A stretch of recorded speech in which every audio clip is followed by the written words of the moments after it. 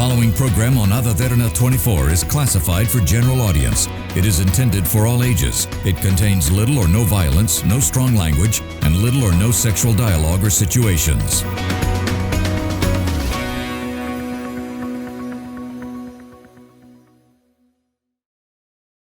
The following program contains opinions of the participants and does not reflect the views and beliefs of the Derana Media Network. The network believes in a safe space for all ideas to be expressed without any censorship and on its duty to create such a platform for free speech. Viewer discretion is strictly advised.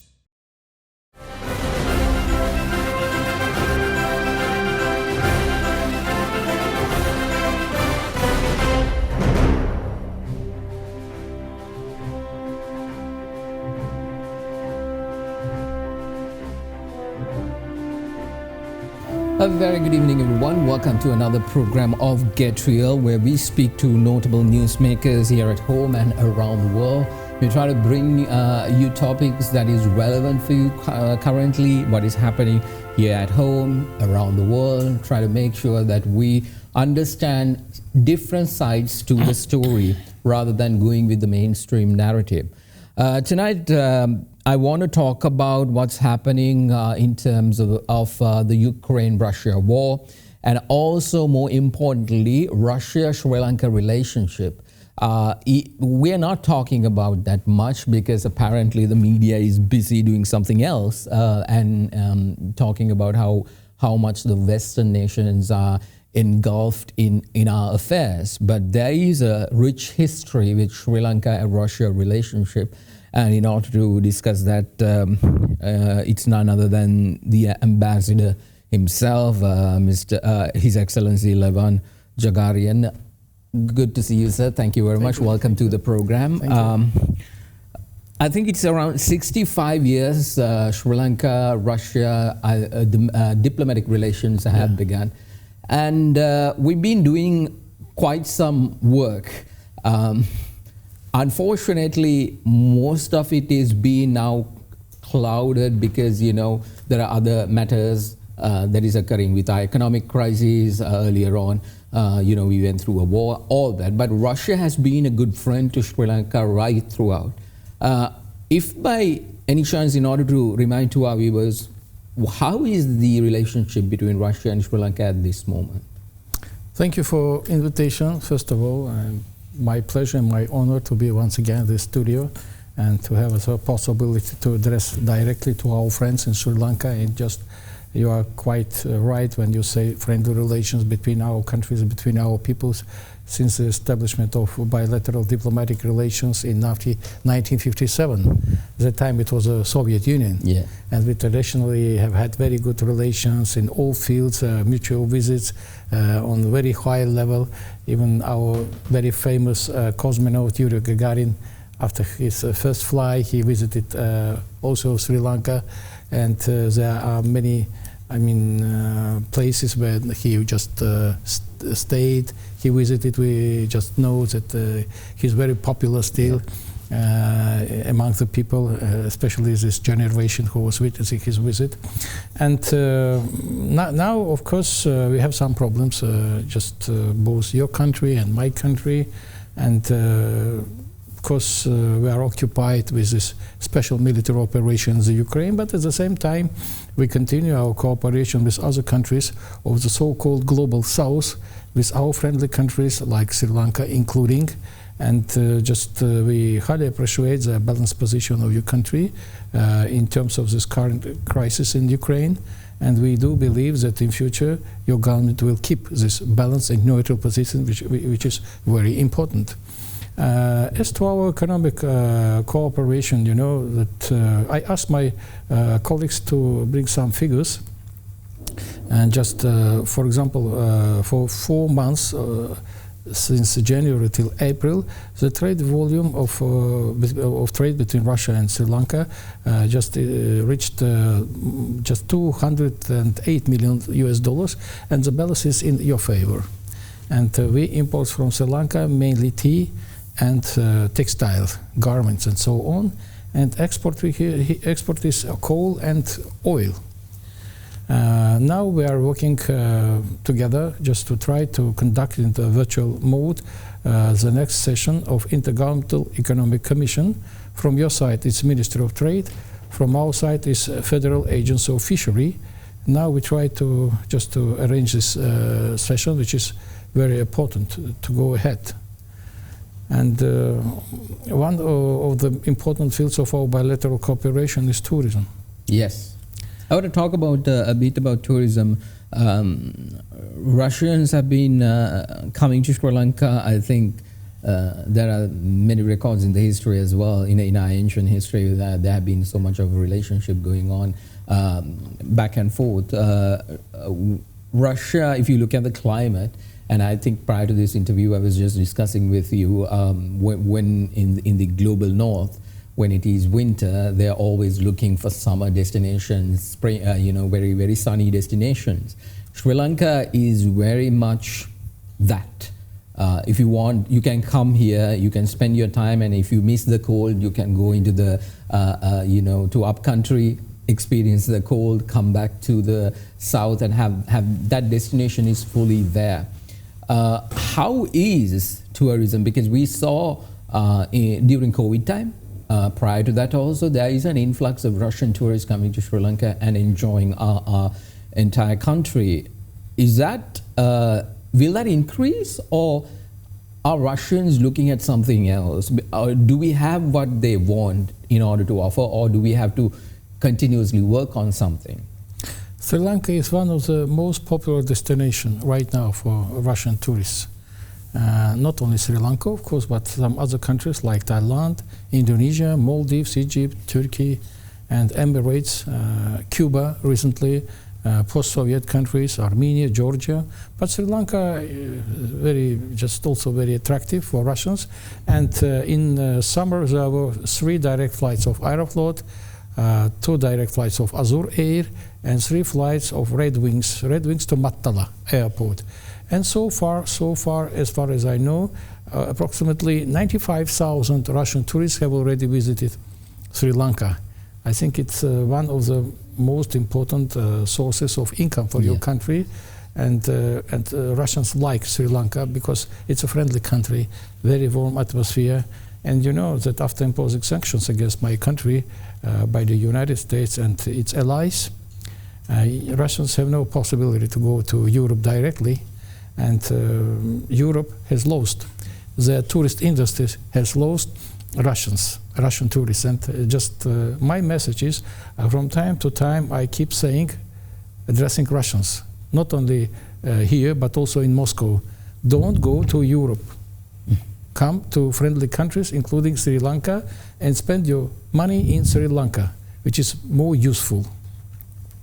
So I just right now there are only 2 direct flights from Aeroflot, and because the season is just over here on the western part of the country, and they mainly go to Trincomalee. I visited recently Trincomalee, very nice place, and also I recently visited Novarelia when Mr. President Vikramasinghe hosted a meeting with the heads of diplomatic missions.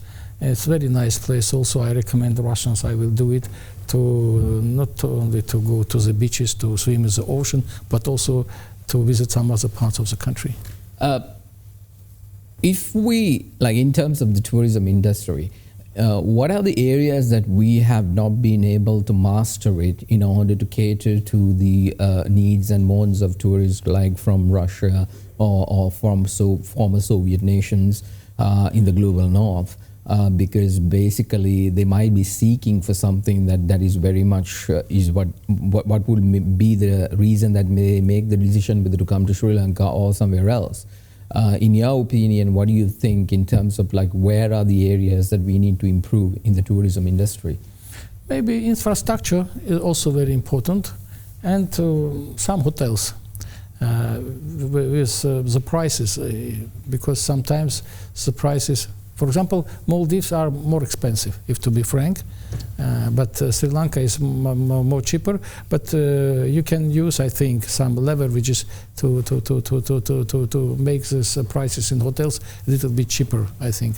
And also food. Food is also very important. If you have some chiefs, some just to maybe to offer them Russian cuisine. It's possible. Because Sri Lankan food usually is very spicy, which is not exactly. Sometimes we don't enjoy it. I know. In terms of relations, what kind of discussion is ongoing between the government of Sri Lanka and the government of Russia in order to strengthen these types of bilateral relations? What is the bigger focus here? And more importantly, what kind of opportunities does Sri Lanka has in Russia? Because right now, the conversation, the climate, everything around the world is being geared to say, Russia, don't go there, or anything of that nature, which is becoming a futile argument, because we see how the West is falling step by step and the rise is coming from the East. Countries like Russia, China, India are becoming very stronger day by day. In an instant like that, for us, like as Sri Lankan, let's say the Sri Lankan trade, the Sri Lankan businessman here who wants to do business in Russia, what is the opportunity that we have there? You have a lot of opportunities to make business in Russia. I have many friends, those who export, for example, tea to the Russian Federation, and some of them are our graduates, which are very proud to have such friends here in your country. And of course, one of the important fields of our cooperation is humanitarian, because the level of interest to learn Russian language is very high. And we have, as you know, a cultural center here in Colombo, which is very active. Recently they opened the courses of Russian language in Gal city. Very soon, hopefully, we will open it in Gampaha, just the University of the Chuvash Republic, one of the Russian republics. They would like to invest there to open cultural center, to launch courses to learn Russian language, and we are ready to provide some equipment, and we will continue these efforts. Recently, as I told you, I visited Trincomalee. I met with honorable governor of Trincomalee, Eastern Province. We will think about it, how to spread the Russian language here in the country, and the interest is very high. Also, some workers, working migrants, are traveling to Russia because we need them. It's also very important. Hopefully, we will. In what kind of trade, sir? That you all require a migrant just in construction, in agriculture, and some other areas. And also we have a lot of students from Russia, from Sri Lanka in the Russian Federation. By the way, we decided to increase the number of scholarships for Sri Lankans. It was 40, now it will reach 50, and we'll try to increase much more. And also it's it's a duty of our cultural center to work in this field. So I think practically I'm satisfied with the level of our cooperation in this field. As much as I understand, there is a cultural center in Colombo, and now, as you mentioned, that you will keep opening cultural centers in various other parts of the country. The Russian, the culture, the people, I think the only good thing that Sri Lankan people know about Russia is vodka. That's exactly what, if we really know it's from Russia. But the thing is, what are kind of cultural enhancers and cooperations which we can do in order to open up the Russian culture, understand it, because it has a really rich history which we can learn from, and certain the literature and all the plays. It's beautiful, and I think there's so much to learn. What kind of cooperation is happening on that end? In the Russian Cultural Center, we have a ballet school for Sri Lankan kids. We have a chess club also for Sri Lankan kids, so they can. Is it being frequented by? Yeah. You can address a Russian Cultural Center, and it's very popular here. So step by step, we will try to increase the level of our cooperation. Hopefully, maybe we will continue our efforts to conduct some political conversations, some political dialogue. The last one took place a few years ago when my foreign minister, Mr. Lavrov, visited Sri Lanka, Yes, and yes. you know, he just Sri Lanka was his first posting place, and he speaks English language. Well, okay. Yes, he learned English language in Moscow, and he speaks, and he loves the country. I want to talk more about Sri Lanka-Russia relationship, and also with regard to the current situation in Ukraine. We want to understand the situation from a point of view from Russia, because that particular side is not being told in the media. The mainstream media is more interested in what the West says, and apparently everything Russia does is bad for them, and everything the United States does is really good. So we need to know the other side of the story. But before that, let's take a short commercial break. You're watching Get Real.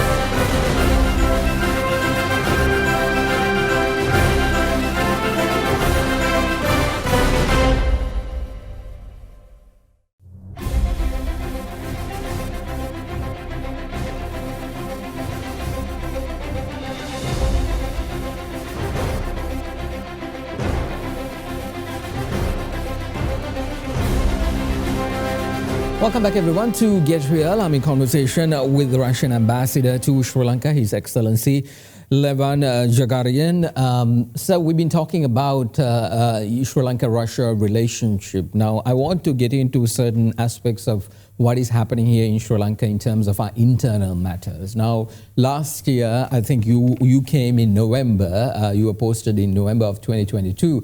But prior to that, we had a massive protest going on. You know the whole history of it. Right after that, we saw a lot of countries coming up and talking, saying Sri Lanka has to do this, Sri Lanka has to do that. You know, this is the way. You had to go to the IMF. You have to structure your internal politics in this manner. And they were basically interfering in our internal affairs. And they were doing it without any kind of shame. That was done. But we see countries like China and Russia keeping very silent. They're not even, there's no press releases, there is no statements, there are no Twitter messages, nothing of that nature coming and telling Sri Lanka should do this, Sri Lanka should do that. Should we translate this silence as that you are not friendly with us, or is there something else? We are not silent. I am not silent, for example. Because I openly criticized Western countries for their interference into domestic affairs of Sri Lanka, and not only once, several times. My message was always, I would like to repeat, was again one English saying: if your house is made of glass, don't throw stones. They have a lot of problems inside their country. Yeah. Look what's going on in France. And the French try to lecture others what to do, what not to do.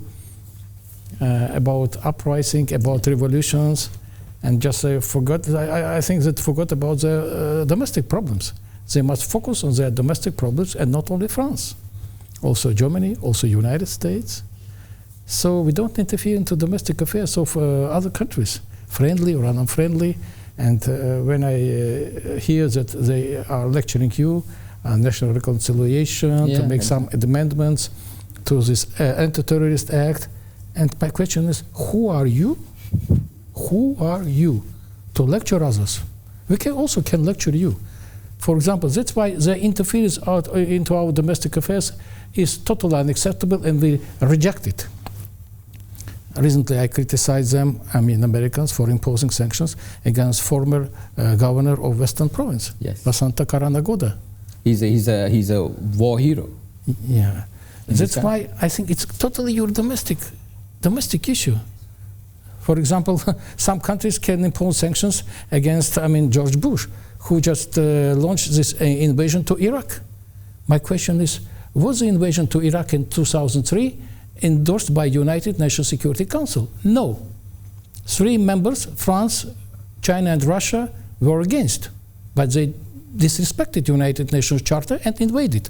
Also bombing of Serbia in 1999, also. And how many innocent lives were lost in Afghanistan, in Syria, in Iraq, in Libya? When we ask the questions, they keep silence. Nothing to say. That's why. And it's funny, sir, how we have been hammered. We are a country that eradicated terrorism. militarily. We got rid of it. It was a curse to our nation. People were dying, irrespective of which side innocent people were dying. And in that instance, we were talking, we got hammered from the time we ended the war at the UN Human Rights, the UNHRC. And we saw countries like Russia, China standing with us and telling, do not interfere, do not interfere. And this has been the message right throughout. And it's sad in certain instances, our government itself go and shoot ourselves in the foot and try to, basically give away what kind of independence we need to basically harness here. What is your message in an instant like that? I'm not asking you to comment about our internal affairs, but what can you say as a country who has been very vocal about internal affairs and making sure that nobody comes and interfere? What kind of thought process should our leaders be thinking? Because we are right now opening the whole country and let everybody come and do whatever they want, because we are literally slowly losing our identity. And that is happening on a daily basis. So what would be your message be? First of all, I think it's very important to have national unity.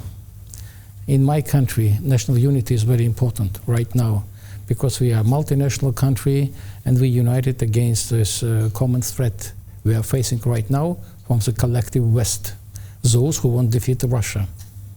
That's why it's very important, and mutual respect to each other. Mutual respect is for, the representatives of other religion, of other ethnic minorities. We don't have minorities or majorities, so Russians are majority in my country, but we respect. Now, right now, we are all Russians fighting against our enemy, which is inspired by Americans and their allies or puppets or whatever. That's why unity is most important. Unity and honesty to work for the nation, for its future. Especially, it's very important to work with the young generation. Yes.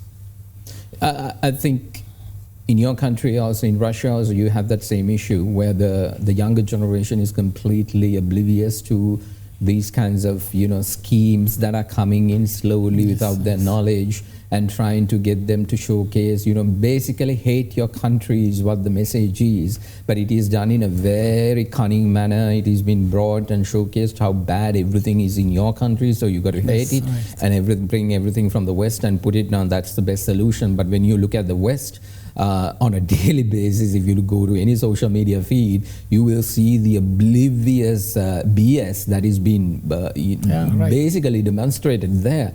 So in an instant like that, what kind of steps do you all take in order to address your younger generation? Because it can't be where you are hitting them, punishing them, because that will just create more anger against the government. So you have to have dialogue. What kind of dialogue are you all having, and what can we learn from that? Westernization, so-called Westernization, was very popular in Russia in the 90s. After the dissolution of the former Soviet Union, and we had feelings of admiration in terms of Western culture, American movies, American just culture, American so-called Western values, French films, culture, technology, and so on. And it had very deep influence on Russian society, especially the youth.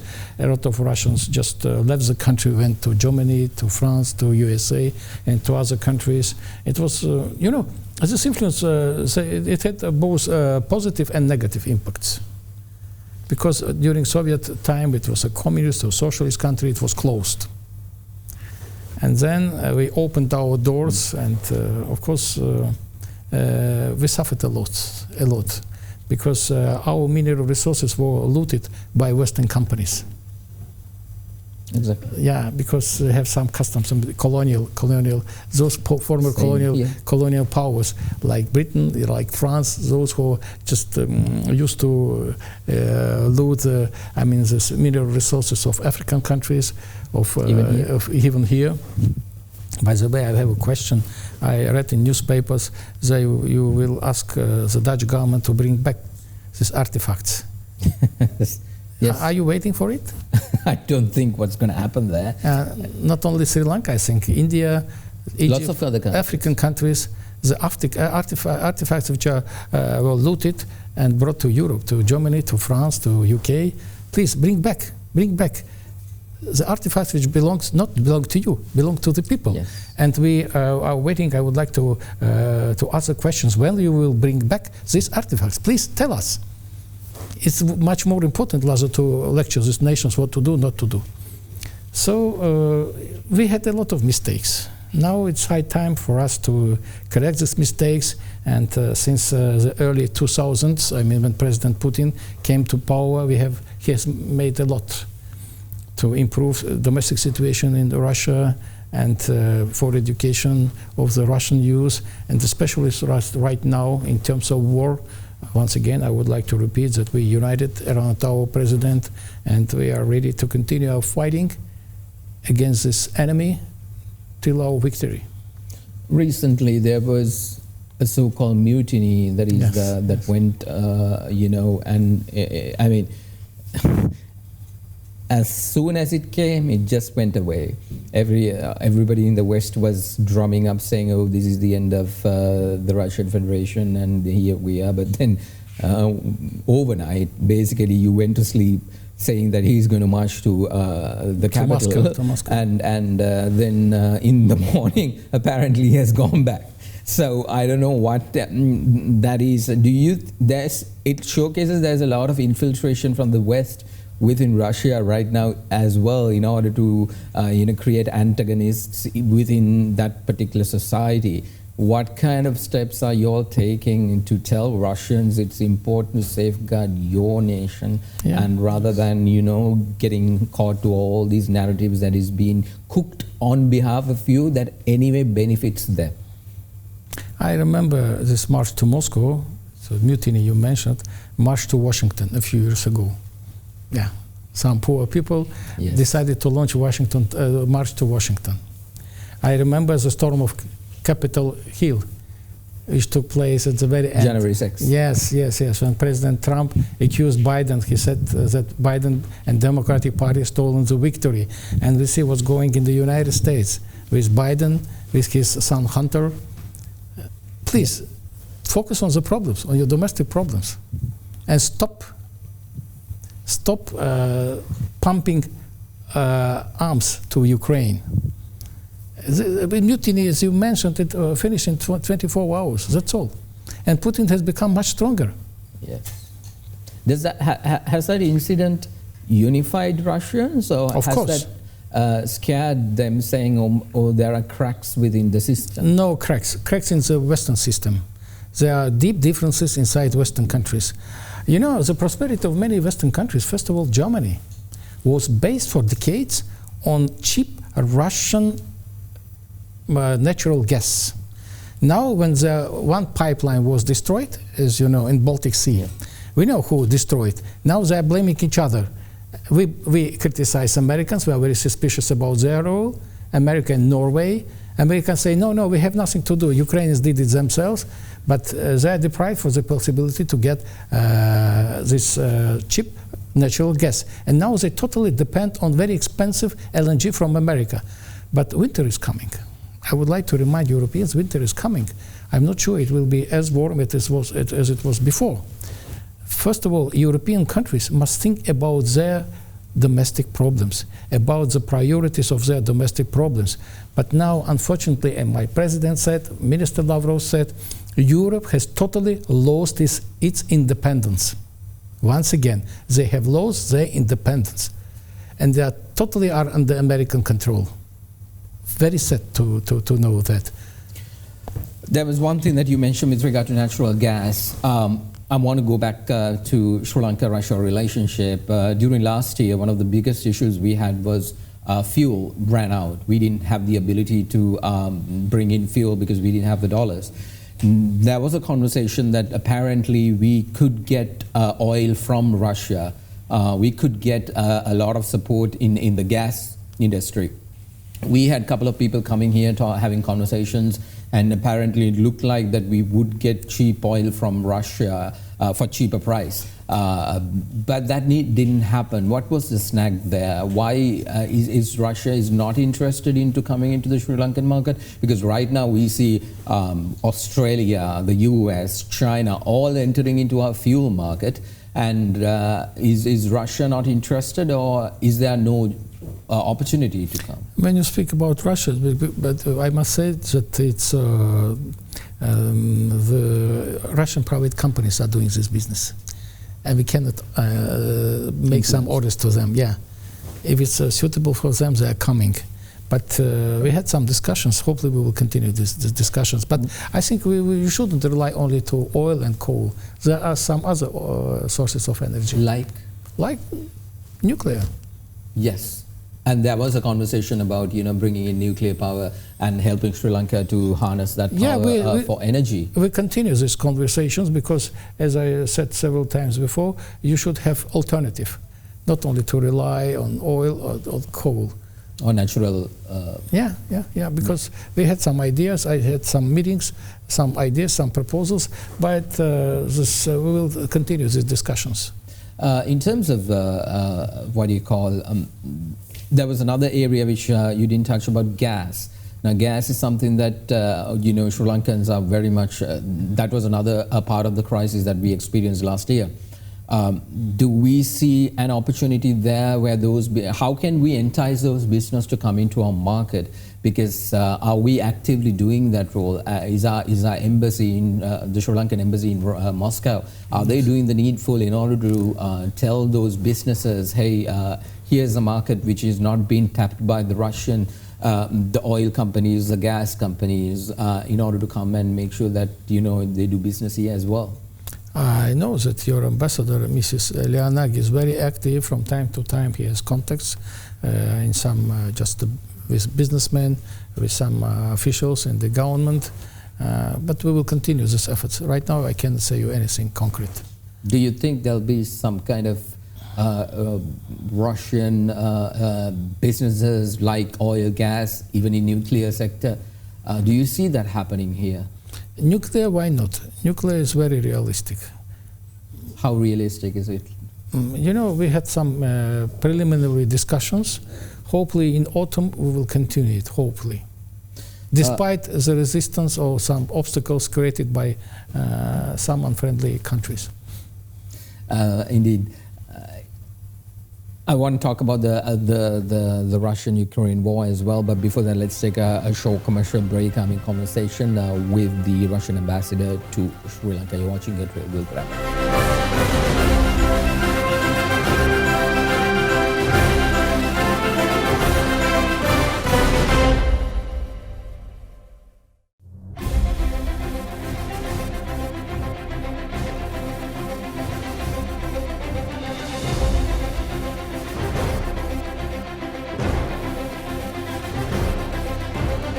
Welcome back, everyone, to Get Real. I'm in conversation with the Russian ambassador, His Excellency Levan Dzhagaryan. So we've been talking about a lot of issues from Sri Lanka-Russia relationship to the Ukraine war to issues pertaining to the West. In this final segment, I want to talk about the Russian-Ukraine war.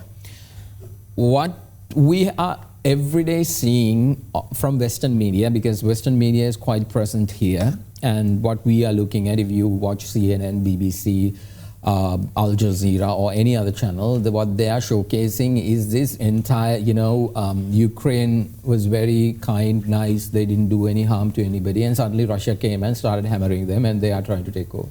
We don't know the real story as to why this war started. What is the starting point of this issue?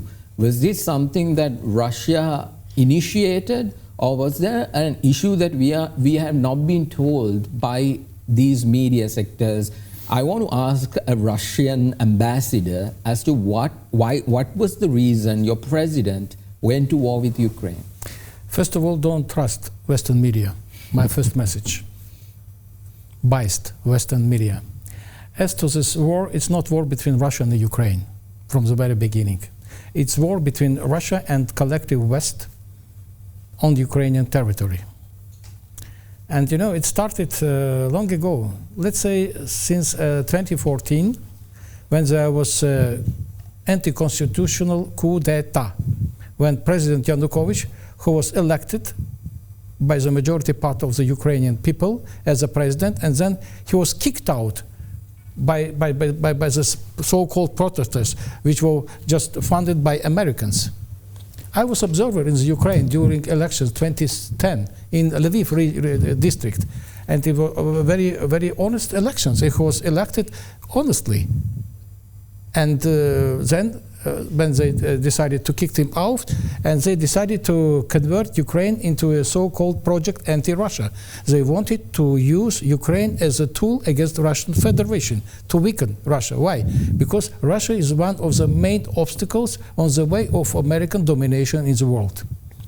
We asked them, please, I mean Americans and their allies, we need you to respect our security concerns.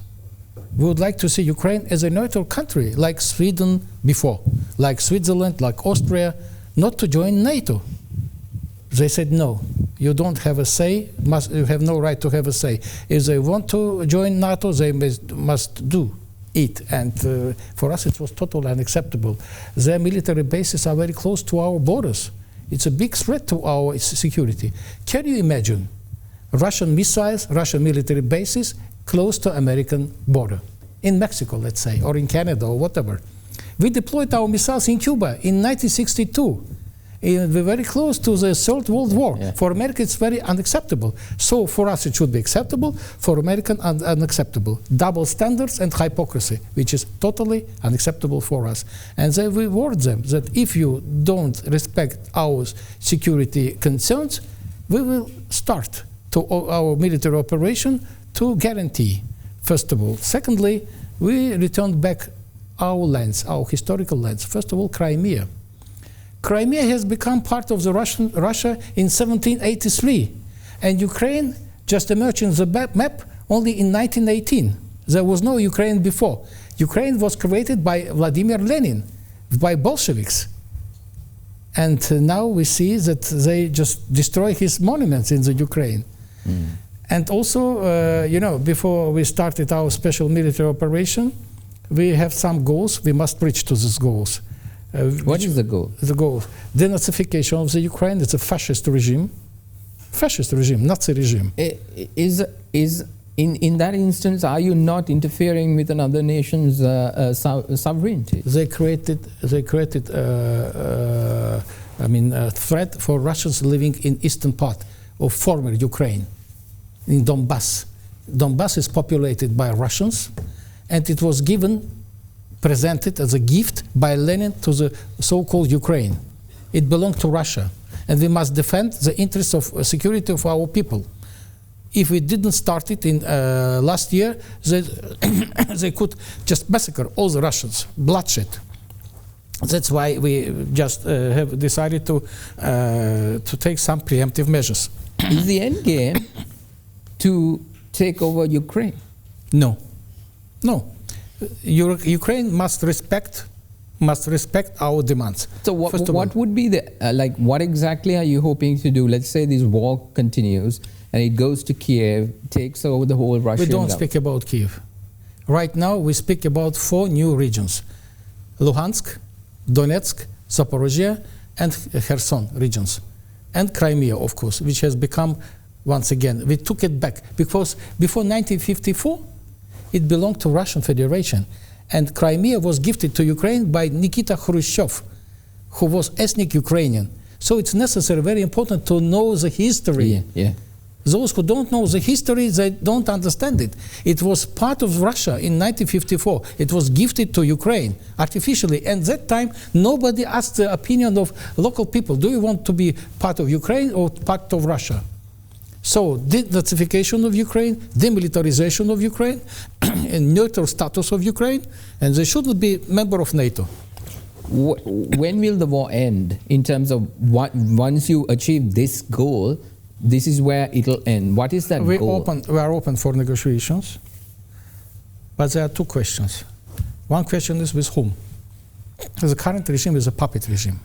They are the decision makers, and even Hungarian Prime Minister Viktor Orban recently said Hungary is a member of EU and the NATO, that Ukraine isn't an independent country. So they don't have nothing, and they totally depend on Americans, on Europeans. And the key to negotiations are in America. Yeah. If they decide they can order the puppet regime to start negotiations. By the way, in February, a few months ago, recently, African delegation came to Moscow with a sort of to mediate. And my president said to them, look, we were very close to peace deal with Ukraine thanks to mediation of Turkey in March last year. We were very close to it and just prepared the draft of peace agreement. But then Boris Johnson, former Prime Minister of UK, went to Ukraine and said to them, no peace deal, you must continue the war. Who's benefiting? Western countries. They think they are benefiting. They want to weaken Russia. Because that's what we are also trying to understand. A war means very costly to the economy. Yeah. Russia continuing this war now more than a year, it is going to impact your economy. It is going to trickle down to the people in Russia, where it'll impact them in a severe manner.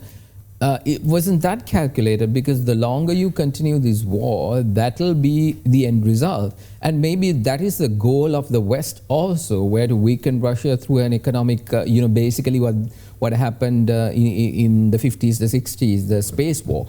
But do you think this entire war is impacting in a very negative manner to Russia? It's has a more negative impact on the Western countries. You can compare the rate of inflation in Russia and in Western countries, unemployment in Russia and in Western countries. So it's a lose-lose game. They imposed sanctions, they expected Russian economy to ruin, it didn't happen. By the way, I would like to remind you that America waged a war in Afghanistan for 20 years. And it finished in 2021. By defeat of Americans. American troops and their allies were defeated by Taliban. The ones who they took over from. Yes, yes. Now they would like to focus on Russia, but better to help Afghan peoples and to compensate the damage you inflict on Afghan people. But they prefer to keep silence about it. They decided to frozen Afghan assets in their country. We're running out of time, Ambassador, but I want to ask you now, Americans are heading towards an election. Looks like there is going to be another Donald Trump presidency. In an instant like that, Donald Trump doesn't want the war. He does not want the war with Ukraine and Russia. He says that he will stop it within 24 hours. He will give a call. Do you think that Russia is willing to end the war with a peaceful negotiation? You just said that there was an agreement prior, or has that particular ship has sailed? First of all, I would like to express my deep respect to American nation. American nation is a great nation. It's up to them who will be the next American president. But we disagree with the policy of the government of the United States. At the same time, once again, deep respect to American nation. It's up to them. American people. American people. American people. And very wise people, and we respect it. But once again, we must reach all our goals, as my president said. And if not, we will continue our special military operation. And those goals are? I said to you, denazification of the Ukraine, demilitarization of Ukraine, neutral status of Ukraine, and Ukraine and their, let's say, masters must accept that 4 new regions are part of the Russian Federation plus Crimea. Do you think you all can have peaceful relations with Ukraine? It will depend, but not with this current regime. They are puppets. How can you deal with a puppet? How can you deal with a puppet? It was very interesting when you mentioned 2014, because you said that apparently protests came and threw the president who was elected by the people. That happened here last year. A president was elected by the people, and then there was a protest, and that kind of, the comparison is how the U.S. interference in internal affairs was. We made it even in this show. We talked about it. Right now, do you think, because honestly, Ambassador, Sri Lanka is also suffering because of this war that is occurring in Ukraine. Lots of economic issues have been escalated with the fluctuation of oil prices, the dollar crashing and all. You all are now proposing a different set of things with the BRICS nations coming into play. You all are saying we will deal with your currency with other instead of foregoing the US dollar. that is for trade. Do you think it's good for Sri Lanka to think on those lines as well? Because it looks like those nations are basically India, China, Russia. All these nations in this region are becoming more powerful day by day, and the West is falling apart on a daily basis. I would say the West is imploding with all their woke ideology and things that is happening within those cultures. Like France is the best example right now to talk about. So what would your advice be to the current Sri Lankan government, any Sri Lankan government, to our politicians in terms of this changing narrative in global trade, global politics? Where should we be thinking about? I don't give recommendations to foreign countries. It's up to you. But my point is, BRICS, you just quite rightly mentioned BRICS. Shanghai Cooperation Organization has become more and more popular, and recently there was a summit of Shanghai Cooperation Organization, BRICS. Many countries would like to join it. That's why we would like to see Sri Lanka more active in SCO, for example, maybe in some other structures. And once again, I just mentioned it, we deeply respect your policy, and my request is, please keep this balanced and neutral position in your foreign policy. Unlike Western countries, we don't say you must choose between West and East. You can have good relations both with East and West. It's up to you. So you do welcome our non-aligned status? We observe non-aligned status, and right now I know your state minister is in Baku. He participates in this session. Just as also, it's a good opportunity to defend your independence and sovereignty. It's very important. It is very important indeed, and something that we really need to continue to do in this country. Your Excellency, it has been a pleasure speaking to you. Thank you very much for being here and clarifying a lot of things that is not being said in the mainstream media. I really appreciate. That was the Russian ambassador, His Excellency Levan Dzhagaryan, who gave you a very good idea about what's happening in Ukraine, Sri Lanka-Russia relationship, and beyond that, and what kind of opportunities we have in that part of the world. Well, that's all the time we have for you tonight. Thank you very much for watching. Thank you. For the candlelights must be the season when those love lights shine all around us. So let that wonder take you into space and lay you under. It's loving embrace, just feel the thunder as it warms your face. You can't hold back. Just let your love flow like a mountain stream, and let your love grow with the smallest of dreams, and let your love show, and you'll know what I mean. It's the season. Let your love fly high like a bird on the wing, and let your love find you to all living